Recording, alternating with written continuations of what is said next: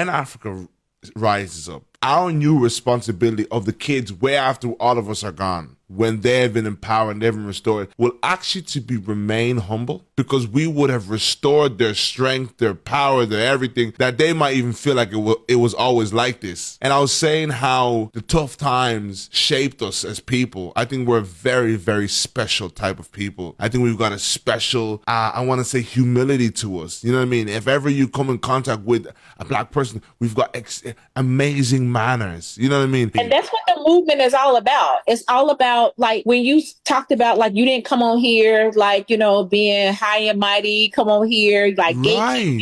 And I came with a sense of humility and transparency. Because anytime the God is asking you to do something big, it can be unto death. Like, it can feel unto death. And so, like, you literally have to die to yourself. And I don't want anybody thinking that if they were to walk in my shoes, you don't know what Makeda had to go through for Makeda to be here, sitting in this chair. Because last year, I was barely getting out of the bed. Last year, I didn't want to answer my phone. I was barely answering a text message, because I'm like, what is this? Like, what is this period that I'm in? Because God had me in isolation. So the only voice that I was hearing was his voice. And I always say that when I was ready to give up on myself, that God did not give up on me. He would not let me quit, because he reminded me that before I was formed in my mother's womb, he knew me. Before I had the gifts and talents that are now visible, those were put in me before I was put in my mother's womb. Before they even thought about me and I was a seed,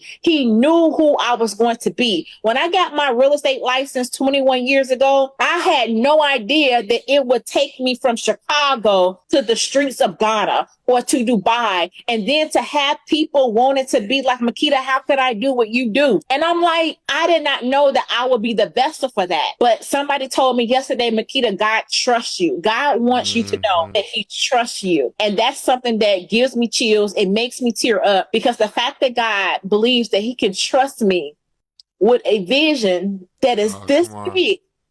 It's this big, because it goes from generation to generation. 1,000 years from now, people are going to be able to see this interview and say, that was my great grandmother, Makeda Smith. And like, she was leading this global movement, and it wasn't in her strength. She made sure that she pointed back to the one who created her. So sorry, I got a little emotional there. No, but please bring that, please. That's exactly, oh my goodness, that's exactly what we need here.